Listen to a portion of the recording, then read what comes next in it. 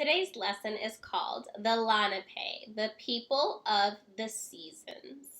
Last time we learned about bear, gull, and crow. The upright walkers in the story were Native Americans from the Wampanoag tribe.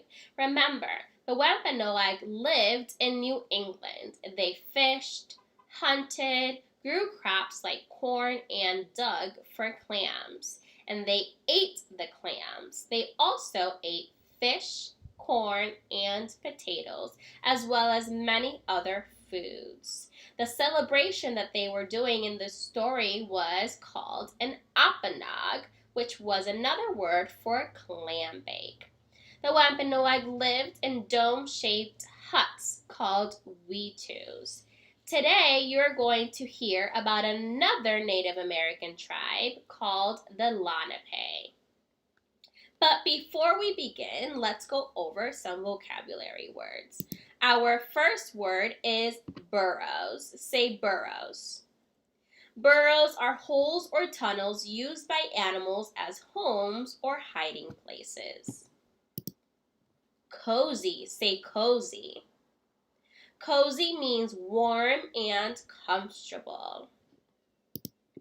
Trekked. Say trekked. Trekked means traveled slowly with difficulty. And our last word is wigwam. Say wigwam. A wigwam is a dome-shaped house used by Native American tribes of northeastern North America. The Lenape, the people of the seasons. I want you to listen carefully to hear about the Lenape and how they lived. The Lenape people have lived in the eastern woodlands of North America for thousands of years. For most of that time, they lived on the land. They hunted, gathered, and later farmed. Their daily lives were guided by the seasons, and each season brought with it certain changes. Springtime meant that the days were warmer and brighter. Springtime also meant that new life was appearing everywhere. One of the first signs of springtime was the appearance of some flowering plants and trees. This included the black cherry blossoms. You learned the word blossom in our unit about plants. What is a blossom? Blossoms are the flowers on a plant or tree. The sight of the beautiful white blossoms made the Lenape people smile. The blossoms were usually a sign that the last snow had fallen and that animals would soon shed their winter coats.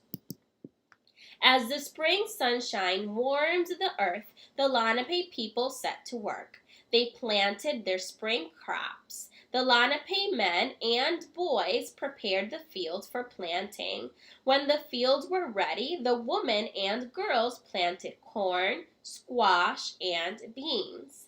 They also planted herbs, tobacco, and sunflowers. As the Lenape people worked in the fields, the creatures of the land and sky set to work too. Some animals woke up from their winter sleep.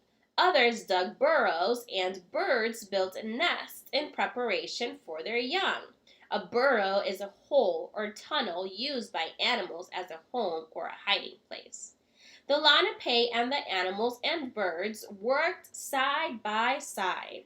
With the ice and snow gone, the Lenape men and older boys were able to go on longer hunting trips.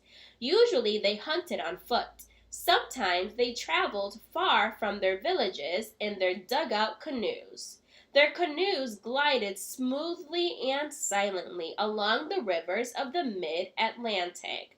When they returned from their hunting trips, they brought back meat and animal furs with them. The Lenape hunted animals such as bear, deer, elk, and raccoon. They hunted and trapped birds too. Spring slowly turned into summer. The heat from the sun became even stronger. During this time, the Lenape people fished for salmon, herring, and shad. They guarded their ripening crops from the greedy birds. The Lenape children gathered berries, collected firewood, and played in the sparkling rivers. As they played, they searched for turtles basking in the sunshine. In the summer, the Lenape people harvested their corn, beans, and squash. Harvested means that they gathered the crops when they were ready to be eaten or used. Corn was one of their most important food crops. It was ground to make cornmeal. It was used to make bread. It was roasted in the fire. Often the kernels were stored for use during the cold days of winter when nothing could grow in the frozen earth. In the autumn, the Lenape harvested their gourds and pumpkins. They gathered nuts, roots, and berries such as huckleberries, raspberries, and strawberries. They made beautiful baskets to store their winter food in. They strengthened their wigwams, or dome-shaped houses, and longhouses in preparation for the winter winds and snow that would surely come. Wigwam is the name given to one type of Lenape home. In late autumn, the golden, red, and orange leaves fell from the trees. The Lenape children rushed to catch them or jump in the gathering piles.